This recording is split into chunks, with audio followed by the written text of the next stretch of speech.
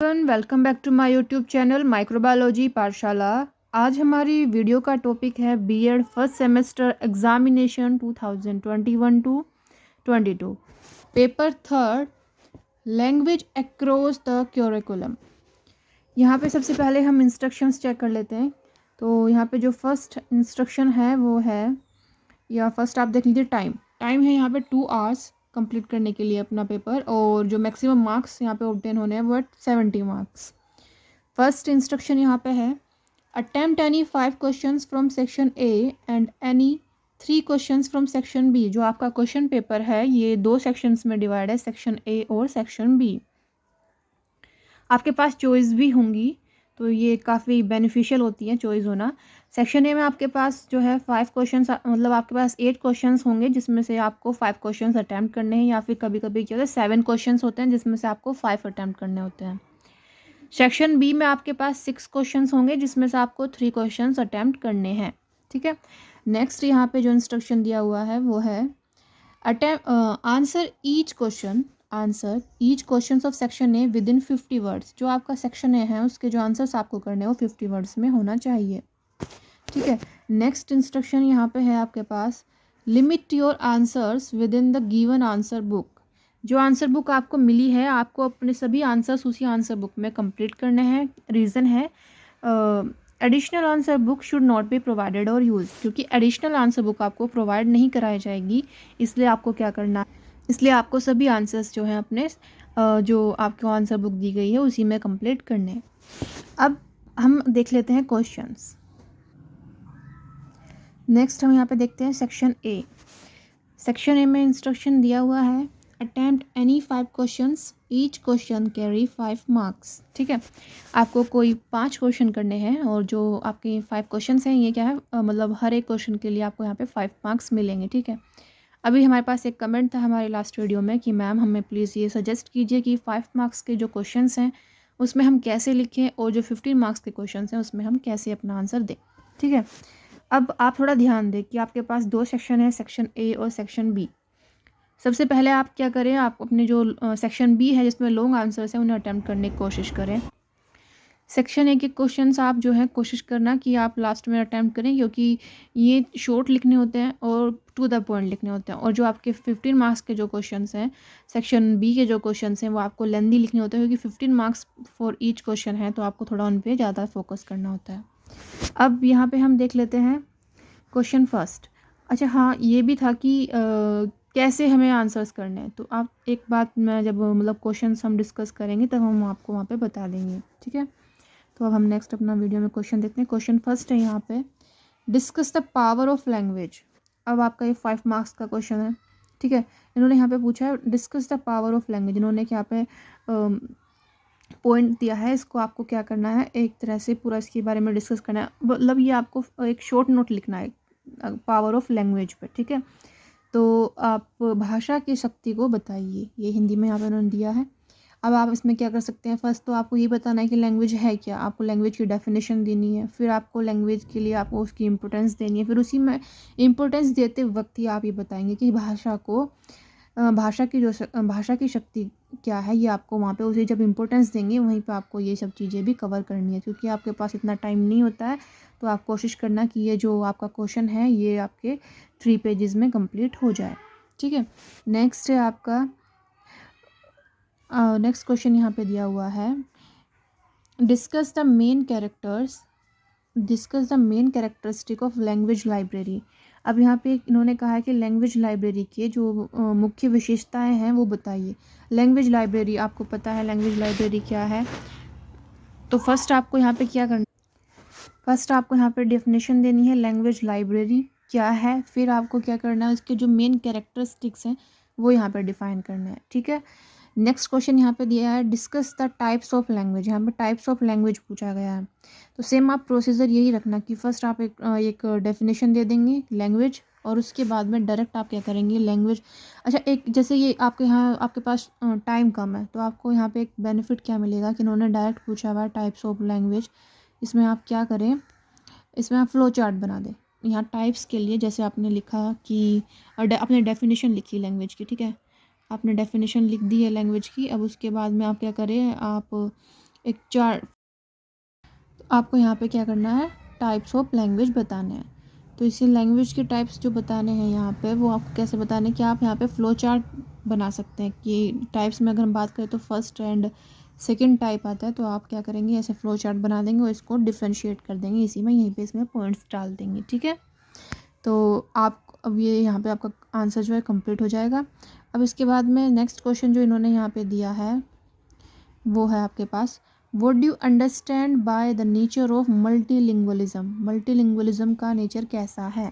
ठीक है, फर्स्ट आपको डिफाइन करना है कि व्हाट इज़ मल्टीलिंगुअलिज्म। ठीक है, मल्टीलिंगुअलिज्म है क्या, मतलब कोई भी पर्सन जो एक से ज़्यादा लैंग्वेजेस जानता हो, ठीक है, या उन्हें बोल सकता हो, लिख सकता हो, ऐसे पर्सन को हम क्या बोलते हैं, पॉलीग्लोट। ठीक है, जो एक से ज़्यादा भाषा बोल सकता है। तो एक से ज़्यादा भाषा को बोलने को हम क्या कहते हैं, बहुभाषिता, या फिर हम मल्टीलिंगुअलिज्म कहते हैं। मतलब कोई भी बंदा जब एक से ज़्यादा भाषाएं बोलता है तो उसे हम कह सकते हैं मल्टीलिंगुअलिज्म पर्सन। ठीक है, अब यहाँ पे आपको नेचर बताना है कि ये इसका नेचर क्या है। ठीक है, तो आप फर्स्ट यहाँ पे डेफिनेशन देंगे और फिर आप हेडिंग डालेंगे नेचर। ठीक है, या तो आप डाल देंगे सीधा यहाँ पे, आपने हेडिंग डाल दिया नेचर और फिर आपने डिफाइन करना शुरू कर दिया पॉइंट 1 2 3 करके। या एक आपका सेकंड वे है, आप ऐसे नहीं करना चाहते हैं तो आप क्या करें, इसको भी फ्लो चार्ट की फॉर्म में ऐसे करके यहाँ पे आप नेचर डाल दीजिए।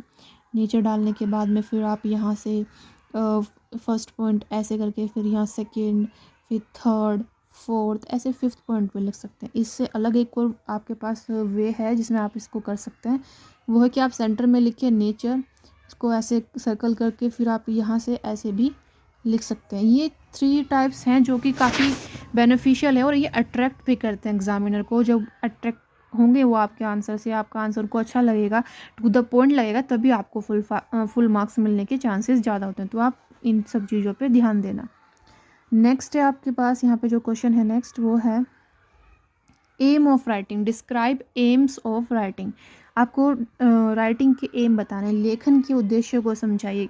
ठीक है, नेक्स्ट क्वेश्चन यहाँ पे आपके पास है, right the need of speaking, वाचन की आवश्यकता लिखिए। स्पीकिंग की नीड क्या है ये आपको लिखनी है। ठीक है, अब यहाँ पे जैसे मैंने नेचर के लिए बोला है कि आप नेचर, ऐसे ही आप यहाँ पे भी ये फॉर्मूला अपना सकते हैं कि आप ऐसे लिखिए नीड, ऐसे भी आप इसमें उसको सब चीज़ों को लिख सकते हैं, या फिर आप ऐसे फ्लो चार्ट की फॉर्म में भी लिख सकते हैं, या फिर आप डायरेक्ट हेडिंग डाल के नेचर और उसके बाद में आप पॉइंट्स भी लिख सकते हैं। ठीक है, ये आपकी चॉइस है। अब नेक्स्ट है यहाँ पर लास्ट है, what is the 3 language formula discuss. 3 language formula क्या है, डिस्कस करें। ठीक है, आपको बताना है 3 लैंग्वेज फार्मूला क्या। तो 3 लैंग्वेज फार्मूला आपको पता है कि आप 3 लैंग्वेज फार्मूला में एक तो आपकी फर्स्ट लैंग्वेज आती है जिसे हम कहते हैं मदर टंग, सेकंड आपकी आएगी सेकंड लैंग्वेज। ठीक है, और फिर यहाँ पे थर्ड में आपकी आएगी कोई भी, सेकंड में आप हिंदी और इंग्लिश आपके पास चॉइस रहती है कि आप अगर नॉन हिंदी एरिया से हैं तो आप हिंदी को चूज़ करेंगे, और अगर आप हिंदी वाले एरिया से हैं तो आप इंग्लिश को as a second language choose करेंगे। थर्ड में आपकी कोई भी मॉडिफाइड इंडियन लैंग्वेज हो सकती है या फिर कोई भी फॉरेन लैंग्वेज आपकी हो सकती है। ठीक है, अब नेक्स्ट हम यहाँ पे देख लेते हैं सेक्शन बी।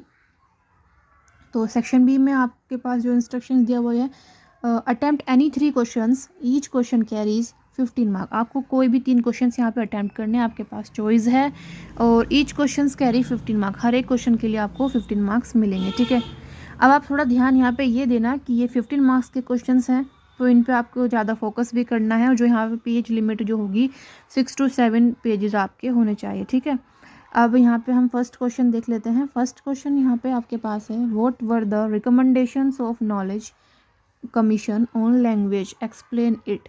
ठीक है, इन्होंने कहा है कि रिकमेंडेशंस, भाषा पर ज्ञान आयोग की क्या संस्तुतियाँ थी, वर्णन कीजिए। ठीक है, कि नॉलेज कमीशन क्यों बनाई गई या किस रीज़न थे उसके, लैंग्वेज से रिलेटेड क्या उसने क्या क्या उसने किया है, या क्या क्या करने के लिए उन्होंने बोला था कि हम ये करेंगे या हम ये सुधार करेंगे या हम ये चेंजेस लाएंगे, ये सब रिकमेंडेशंस में आता है। ठीक है, तो नॉलेज कमीशन ऑन लैंग्वेज में उन्होंने बोला, तो आप इसमें नेशनल एजुकेशन पॉलिसी आप यहाँ पे बताएंगे। ठीक है, आप यहाँ पे कोथारी कमीशंस भी बता सकते हैं, क्योंकि कोथारी कमीशन में भी 3 लैंग्वेज फॉर्मूले पे काफ़ी डिस्कशन हुआ है, और आपका नेशनल एजुकेशन पॉलिसी, इन दोनों ही जो कमीशंस हैं इनमें दोनों में ही नेशनल एजुकेशन पॉलिसी के लिए बताया गया है, ठीक है, और लैंग्वेज 3 लैंग्वेज फार्मूला के लिए बताया गया है। तो नेक्स्ट क्वेश्चन यहाँ पे आपके पास है,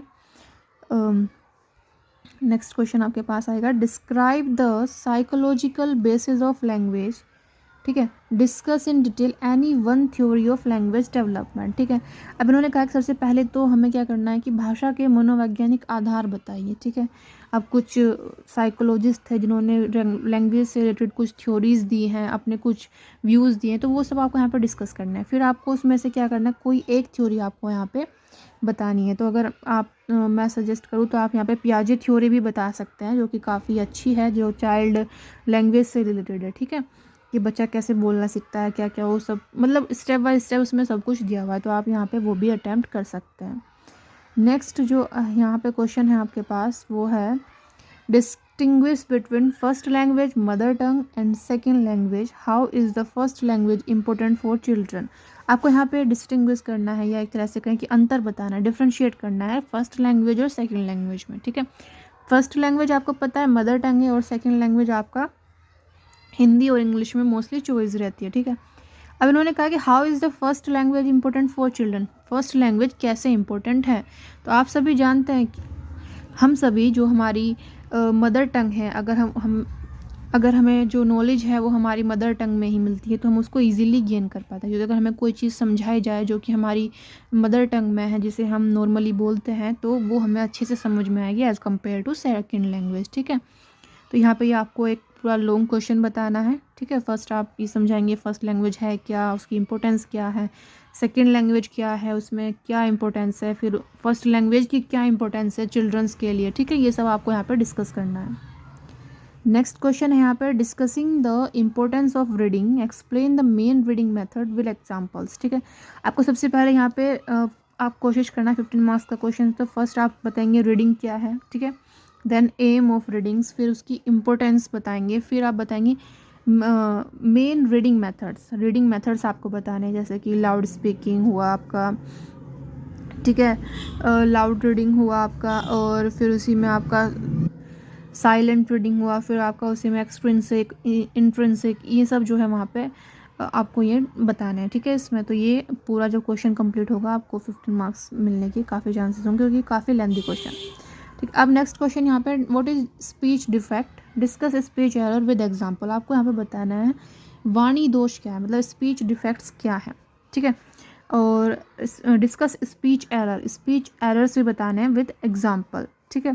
अब जो यहाँ पे नेक्स्ट क्वेश्चन आपके पास है, नेक्स्ट और लास्ट क्वेश्चन ये है, आपको देख एक फ़ायदा, मतलब अगर हम ये देखिए तो यहाँ पे आपको बेनिफिट क्या है कि यहाँ पे और चॉइसेस आपको मिल गई। यहाँ पे आपके पास 3 ऑप्शंस दिए हुए हैं, इनमें से आपको राइट शॉर्ट नोट और एनी 2, किसी 2 पे आपको यहाँ पे शॉर्ट नोट लिखना है, ठीक है। फर्स्ट यहाँ पे है लैंग्वेज टीचर क्या है, ठीक है। सेकेंड है relationship between language and society, and last is listening skill, ठीक है। इन पे आपको इनमें से किसी 2 पे आपको शॉर्ट नोट लिखने हैं, तो आपको एक और चॉइस में यहाँ क्वेश्चन मिल गया है। एंड ये हमारा जो क्वेश्चन पेपर था ये कंप्लीट हो गया है। अब मैं थोड़ा ये शेयर करना चाहूँगी कि जैसे हमने अभी मैंने अभी एग्ज़ाम दिया है, क्योंकि मैं बीएड कर रही हूँ, तो मेरा जो एक्सपीरियंस रहा है कि थोड़ा लेंदी पेपर होता है, हमारे पास टाइम कम होता है, तो हमें क्या है टाइम के अकॉर्डिंग ही क्वेश्चंस अटैम्प्ट करने हैं। आप कोशिश करना 80 मिनट में आप अपने जो 15 मार्क्स के क्वेश्चन हैं उन्हें कंप्लीट करें, और जो लास्ट 40 मिनट्स बचे उसमें आप क्या कोशिश करें, अपने शॉर्ट क्वेश्चंस को कंप्लीट करने की कोशिश करें, ठीक है। फर्स्ट आप जो आपको सबसे अच्छे से क्वेश्चंस आते हैं सबसे पहले आप उन्हें अटैम्प्ट करें, ठीक है।